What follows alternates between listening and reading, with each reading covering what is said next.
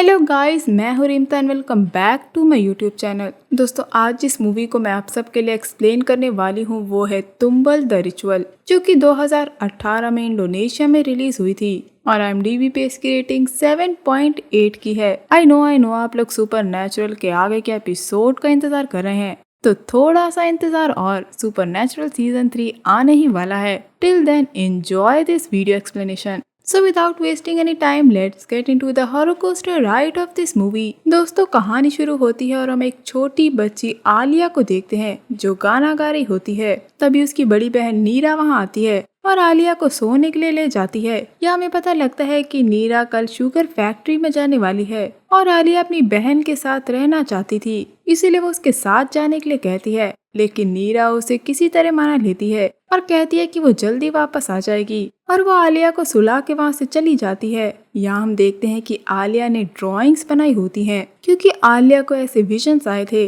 और उसने अपनी ड्राइंग में एक औरत को बनाया था और इस औरत को आलिया ने अपने विजन में पानी में डूबता हुआ देखा था। उसी रात नीरा को एक बुरा सपना आता है जिसमें वो एक डरावनी औरत को देखती है और ये वही औरत थी जिसकी ड्राइंग आलिया ने अपनी ड्राइंग बुक में बनाई थी। और तभी नीरा की आंख खुल जाती है, जिसके बाद हम अगले दिन का सीन देखते हैं और यहाँ हम नीरा के दोस्तों यानी कि राका, सिसी, माया और लियो को देखते हैं जो नीरा को लेने आए थे। और राका इनकी टीम का डायरेक्टर है और ये लोग अपने प्रोजेक्ट के लिए आज एक शुगर फैक्ट्री में जाने वाले हैं जो कि हॉन्टेड है। लेकिन नीरा का अंकल बहाया उसे रोकता है क्योंकि वो जानता है कि वहाँ खतरा है। लेकिन नीरा कहती है कि वो बड़ी हो गई है और अपना ख्याल खुद रख सकती है। ये कहने के बाद नीरा अपने दोस्तों के साथ चली जाती है। गाड़ी में हम देखते हैं कि रास्ता ढूंढते वक्त इनका कंपास काम करना बंद कर देता है और थोड़ी दूर पे टायर पंचर हो जाता है। तभी इन्हें डिग्गी में आलिया मिलती है जो इनके साथ चली आई थी। तभी रास्ते में इन्हें एक आदमी मिलता है जिससे लियो रास्ता पूछता है और जब वो पलट के देखता है तो वो आदमी गायब हो जाता है। तब लियो सिसी से पूछता है कि तुमने उस आदमी को खड़े देखा था। तब सिसी दिखाती है कि उसने उस आदमी की फोटो खींची है, लेकिन जब सिसी कैमरे में देखती है तो फोटो कैमरे से गायब हो गई थी। जिसके बाद लियो और राका टायर ठीक करते हैं और तभी राका के हाथ में चोट आ जाती है। या हमें ये पता लगता है कि सिसी राका को पसंद करती है, लेकिन राका और नीरा एक दूसरे को पसंद करते हैं। टायर बदलने के बाद ये लोग वापस अपनी गाड़ी में बैठ के जा रहे होते हैं जब इन्हें पता लगता है कि गाड़ी में पेट्रोल खत्म हो गया है और अब इन्हें पैदल ही आगे जाना पड़ेगा। जिसके बाद ये लोग पैदल चल के शुगर फैक्ट्री में पहुंचते हैं और ये शुगर फैक्ट्री कई सालों से सुनसान पड़ी थी। तभी राका और लियो फैक्ट्री की लाइट्स ऑन करने जाते हैं और वहीं पे हम उस डरावनी औरत को खड़ा हुआ देखते हैं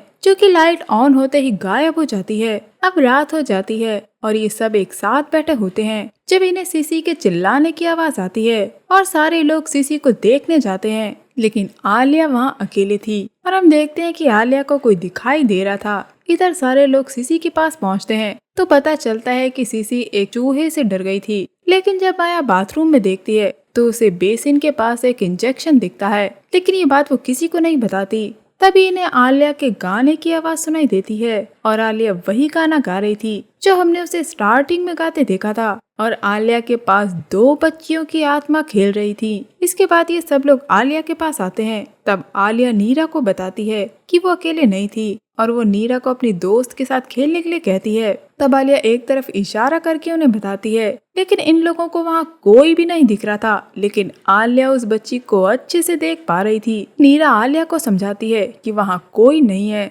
माया बाथरूम में जाती है और लियो वहाँ रिकॉर्डिंग कर रहा होता है और एक रूम में चला जाता है और माया को वहाँ एक डरावना आदमी दिखता है। लेकिन जब माया पीछे मुड़ के देखती है तो वहाँ कोई नहीं होता और शीशे से उस आदमी का हाथ बाहर निकल के आता है, जिससे माया डर के मारे चिल्ला के वहाँ से भागने की कोशिश करती है, लेकिन दरवाजा बाहर से बंद था। इधर लियो को भी अपने पीछे वही डरावना आदमी खड़ा दिखता है जो एक पल बाद लियो के अंदर चला जाता है और लियो बेहोश हो जाता है। इधर राका को माया के चिल्लाने की आवाज आती है और वो माया को बाथरूम से बाहर निकालता है और वो राका को बताती है कि उसने अभी अभी एक भूत देखा है। राका माया को लेके जा रहा होता है जब इन लोगों को लियो वहाँ बेहोश मिलता है। माया और राका लियो को उठाते हैं और पूछते हैं कि क्या हुआ। तब लियो अपने कैमरे की रिकॉर्डिंग को देखता है जिसमें इन लोगों को वही डरावना आदमी दिखता है, जिसे देखकर ये लोग डर के मारे वहाँ से भाग जाते हैं और वापस आके बताते हैं कि लियो और माया ने अभी अभी घोस्ट को देखा है। जिसके बाद राका नीरा को कंफर्ट करता है। ये देखकर सीसी को बिल्कुल अच्छा नहीं लगता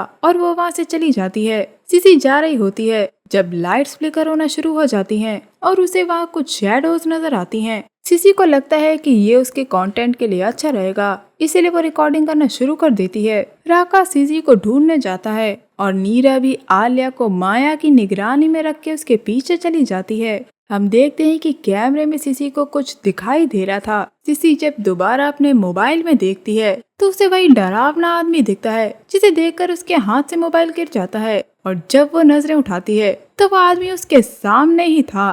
तभी वहाँ राका आ जाता है, लेकिन सीसी काफी डर गई थी और वो डर के मारे राका को गले लगा लेती है और उसी वक्त नीरा वहाँ आती है और उन दोनों को ऐसे देखकर नीरा को काफी बुरा लगता है और वो गुस्से में वहाँ से चली जाती है। इधर लियो और माया बात कर रहे होते हैं और यहाँ लियो नीरा की कहानी बताता है कि अंकल डैनर और आलिया के पिता अच्छे दोस्त थे, लेकिन आलिया के पेरेंट्स की एक कार एक्सीडेंट में मौत हो गई थी, लेकिन उनके अंकल डैनर किसी तरह बच गए, जिसके बाद वो पैरालाइज्ड हो गए और ये आज तक एक अनसुलझा रहस्य है। और नीरा के माता पिता भी रहस्यमयी ढंग से मर गए थे, जिसके बाद अंकल डैनर ने आलिया को नीरा की बहन की तरह अडॉप्ट कर लिया। जिसके बाद लियो और माया देखते हैं कि आलिया गायब हो गई थी। अब माया और लियो आलिया को ढूंढने जाते हैं। जब माया को भी वही डरावना आदमी नजर आता है और इधर लियो को बच्ची के हंसने की आवाजें आती हैं, जिससे वो परेशान हो जाता है और इधर माया को वही डरावना आदमी हॉन्ट करता है। हम देखते हैं कि जब नीरा वापस आती है तो उसे आलिया वहाँ नहीं मिलती और वो आलिया को ढूंढने लग जाती है। जब उसे आलिया के क्रेयॉन्स कलर वहाँ पड़े हुए दिखते हैं और नीरा टनल के अंदर आलिया को ढूंढने चली जाती है। टनल में नीरा को आलिया जाती हुई दिखती है और नीरा आलिया का पीछा करती है, लेकिन वो आलिया नहीं, एक स्पिरिट थी जो दीवार में जाके गायब हो जाती है। ये देख के नीरा काफी डर जाती है और टनल से बाहर भागती है और एक एक करके टनल की लाइट्स बंद होना शुरू हो जाती हैं। तभी वहाँ राका आता है और नीरा को संभालता है और इन्हें उसी टनल में आलिया मिलती है, जो नीरा से कहती है कि वो आलिया को कभी भी छोड़ के मत जाए क्योंकि वो लोग गंदे हैं। तब राका आलिया से पूछता है कि वो किन लोगों के बारे में बात कर रही है। तब आलिया दीवार की तरफ इशारा करती है और दीवार पे लिखा था कि आज रात तुम लोग मरोगे। ये देख के अब ये लोग और डर जाते हैं। इधर माया भाग के वापस आती है और एक दीवार से टकराती है। तभी वहाँ लगी फोटो का कपड़ा हट जाता है और तभी वहाँ लियो भी आता है और यहाँ आता है एक ट्विस्ट। वो फोटो उसी शुगर फैक्ट्री के मालिक की थी और ये उसी आदमी की फोटो है जिसने इन्हें फैक्ट्री का रास्ता बताया था। अब राका और नीरा आलिया को लेकर टनल से बाहर आते हैं और इधर सीसी को भी आलिया मिलती है और यहाँ दो आलिया थी, लेकिन आखिर असली आलिया कौन थी? और ये राज भी जल्दी खुल जाता है क्योंकि जो आलिया नीरा के साथ थी वो एक भूत थी जो उन लोगों से कहती है कि आज रात तुम सब मरोगे। तभी राका नीरा का हाथ उस स्पिरिट से छुड़वाता है और ये लोग भाग के एक रूम में आ जाते हैं। ये सब देख के सीसी काफी डर गई थी और वो बेकाबू हो जाती है। वो चिल्लाना शुरू कर देती है कि उसे इस फैक्ट्री में नहीं मरना, लेकिन राका कहता है कि ये फैक्ट्री हॉन्टेड है और यहाँ हर तरफ भूत है, इसलिए ये लोग आज रात तो इस फैक्ट्री से नहीं निकल पाएंगे। और ये लोग वो रात उसी रूम में बिताते हैं और हम देखते हैं कि आधी रात आलिया नींद में चल के बाहर चली जाती है और उसे टनल के सामने उस फैक्ट्री के ओनर का भूत दिखता है जो आलिया को हॉन्ट करता है। और ये सपना नीरा देख रही होती है,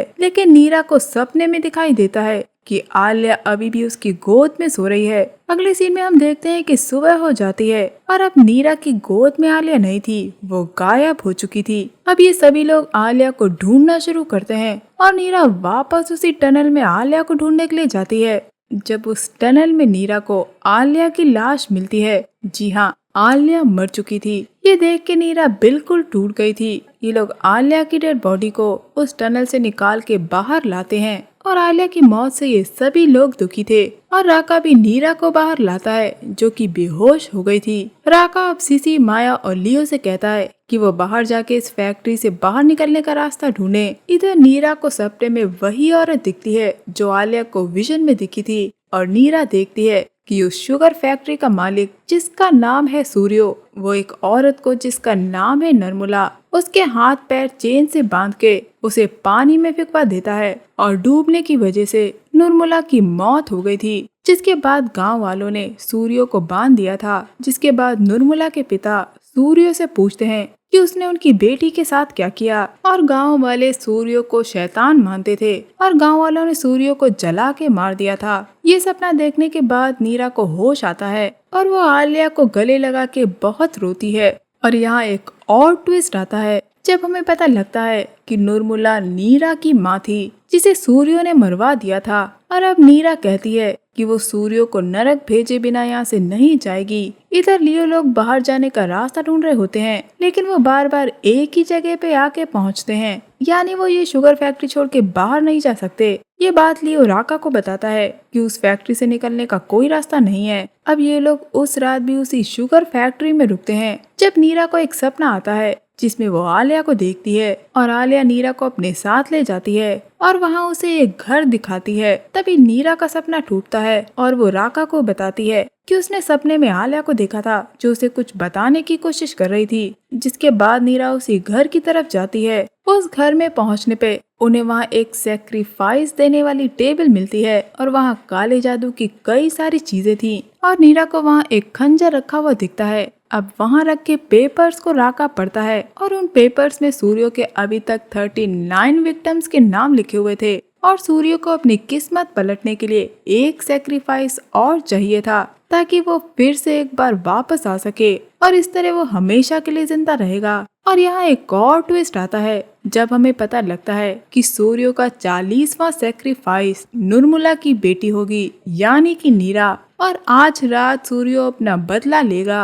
यहाँ हमें पता लगता है कि सूर्यो का श्राप उसके विक्टिम के खून से ही टूट सकता है और नीरा वहाँ रखे खंजर से अपना हाथ काट लेती है और उस काली किताब पे गिराती है जिससे सब कुछ हिलना शुरू हो जाता है और राका नीरा को लेकर उस घर से भागता है। जब राका का पैर फिसल जाता है और उसे चोट आ जाती है, हम देखते हैं कि नीरा और राका झाड़ियों में छुपे होते हैं और उन्हें वहाँ सूर्यो दिखता है। इधर फैक्ट्री के अंदर माया को शक है कि सीसी ड्रग्स लेती है, इसीलिए सीसी जब सो रही होती है तो माया उसका बैग चेक करती है। तभी सीसी की आंख खुलती है और माया उससे पूछती है क्या वो ड्रग्स लेती है। ये सुन के सीसी को गुस्सा आ जाता है और वो माया को बताती है ये उसके डायबिटीज का इंजेक्शन है। हम देखते हैं कि सीसी वहाँ से जा रही होती है, तभी वो पोजेस्ड हो जाती है। जिसके बाद वो माया और लियो को मारने की कोशिश करती है और लियो और माया अपनी जान बचा के वहाँ से भागते हैं, लेकिन सीसी इन्हें ढूंढ रही होती है और कुछ देर बाद वो माया को ढूंढ लेती है और उसका गला पकड़ के उसे ऊपर उठा देती है। तभी लियो माया को बचाने आता है और सीसी लियो को एक तरफ फेंक देती है। माया ने अपनी पॉकेट में एक चाकू रखा था जिससे वो सीसी पे वार करती है और सीसी की वहीं मौत हो जाती है। अब माया और लियो बाहर भागते हैं और हम देखते हैं कि माया भी पोजेस्ड हो जाती है और वो लियो को मारने की कोशिश करती है। तभी राका आके माया के सर पे वार करता है और माया बेहोश हो जाती है और राका लियो से कहता है कि उन्हें यहाँ से भागना होगा। ये लोग जा रहे होते हैं जब माया होश में आती है और वो नॉर्मली लोगों से पूछती है कि आखिर क्या हुआ, और हम देखते हैं कि पीछे से राका एक बड़ा सा पत्थर लेके माया के सर पे वार करता है और उसे वहीं मार डालता है। राका कहता है कि वो माया नहीं थी, वो पोजेस्ड थी और उन्हें उसे मारना ही था। ये लोग वहाँ से जा रहे होते हैं जब माया के अंदर की आत्मा लियो को पोजेस्ड कर लेती है और अब लियो नीरा और राका को मारने के लिए उनकी तरफ बढ़ता है। लियो राका को चेन से बांधकर उसे उल्टा लटका देता है। तभी नीरा एक लोहे की रॉड को लियो के शरीर में घुसा देती है जिससे लियो वहीं मर जाता है। जिसके बाद नीरा और राका उस फैक्ट्री से बाहर भागते हैं। तब नीरा राका से पूछती है कि वो लोग वापस यहाँ क्यों आ गए, और यहाँ मूवी का सबसे बड़ा ट्विस्ट आता है जब हमें पता लगता है कि सूर्यो राका का बायोलॉजिकल फादर था और नीरा और राका भाई बहन है क्योंकि उनका पिता एक है। और अगर नर्मला और नीरा ना होते तो राका का पिता सूर्यो आज जिंदा होता और राका उस फैक्ट्री को चला रहा होता। और यहाँ हमें एक और ट्विस्ट देखने को मिलता है जब हमें पता लगता है कि राका ने ही गाड़ी का पेट्रोल निकाल दिया था ताकि उस फैक्ट्री से कोई भी भाग न सके। और उसी ने माया को बाथरूम में बंद किया था। उस फैक्ट्री में इन लोगों को वहाँ लाना, ये सब कुछ राका का प्लान था। हम देखते हैं कि माया, लियो और सिसी को राका नीरा को मारने के लिए कहता है और अब ये सभी नीरा के जान के प्यासे थे। लेकिन नीरा अपनी जान बचा के वहाँ से भागती है, लेकिन नीरा को राका ढूंढ लेता है और उसे सेक्रीफाइस टेबल पे बांध के लेटा देता है। और अब वो 40वां सेक्रीफाइस देने वाला था, यानी नीरा का सेक्रीफाइस। और यहाँ एक और ट्विस्ट आता है जब हमें पता लगता है कि राका ही ये सारे सेक्रीफाइस दे रहा था ताकि वो सूर्य को जिंदा कर सके। और अब राका अपने पिता सूर्य को बुलाता है, जिसके बाद वहाँ हम सूर्य को आता देखते हैं और सूर्य राका को ही मार देता है। अब सूर्य उसी खंजर से नीरा को मारने वाला था कि तभी वही डरावनी औरत वो सूर्य को रोक देती है। दरअसल वो डरावनी औरत और कोई नहीं, निर्मला की आत्मा थी। और हम देखते हैं कि अब राका भी पॉसेस्ड हो गया था। पॉसेस्ड लियो, माया, सिसी और राका निर्मला की आत्मा को पकड़ने के लिए बढ़ते हैं, लेकिन निर्मला उन्हें दूर कर देती है। इधर घर के अंदर हम देखते हैं कि नीरा उसी खंजर से अपने हाथ की रस्सी काट लेती है और अपने आप को छुड़वा लेती है। नीरा वो खंजर लेके सूर्य को मारने के लिए बढ़ती है, लेकिन सूर्य नीरा को ही पजेस्ट कर लेता है और वो निर्मला की तरफ बढ़ता है और कहता है कि आज रात मैं तुम्हारी बेटी को मार डालूंगा। निर्मला की आत्मा नीरा को रोकने की कोशिश करती है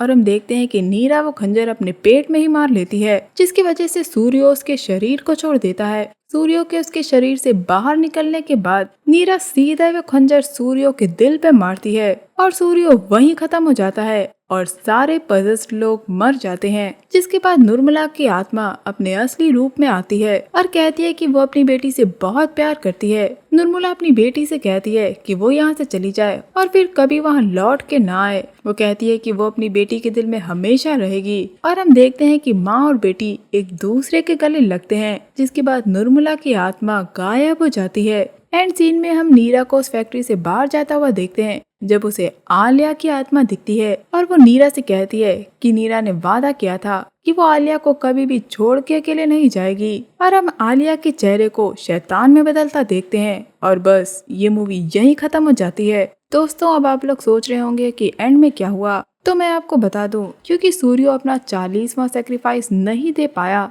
इसीलिए वो खत्म हो गया और वापस इस दुनिया में कभी नहीं लौट पाया। और नीरा उस फैक्ट्री से बाहर निकल गई क्योंकि निर्मला ने अपनी बेटी को बचा लिया था। अब आप लोग सोचेंगे कि अगर सूर्य खत्म हो गया तो आखिर एंड में आलिया शैतान में कैसे बदल गई। तो मैं आपको बता दूं कि सूर्य ने वहाँ कई लोगों का सेक्रीफाइस दिया था और हम एक सीन में छोटी बच्चियों की आत्माओं को आलिया के साथ खेलता हुआ देखते हैं। यानी सूर्य के साथ उसका श्राप तो खत्म हो गया, लेकिन वो बिल्डिंग अभी भी हॉन्टेड रही क्योंकि वहाँ उसके विक्टिम्स की आत्माएं थी। चलिए अब बात कर लेते हैं उन चीजों की जो आपने मिस कर दी। अगर आपने इस मूवी का एक्सप्लेनेशन ध्यान से देखा हो तो आप पाएंगे कि राका हर जगह पहुंच जाता था, जैसे कि जब माया को हॉन्ट किया गया, सिसी को हॉन्ट किया गया और जब नीरा को हॉन्ट किया। आखिर राका को एग्जैक्ट कैसे पता था कि किस इंसान को कब हॉन्ट किया जा रहा है। अब आप इस पिक्चर को ध्यान से देखिए, क्या आपको कुछ दिखाई दिया? नहीं। चलिए मैं आपको बता देती हूँ।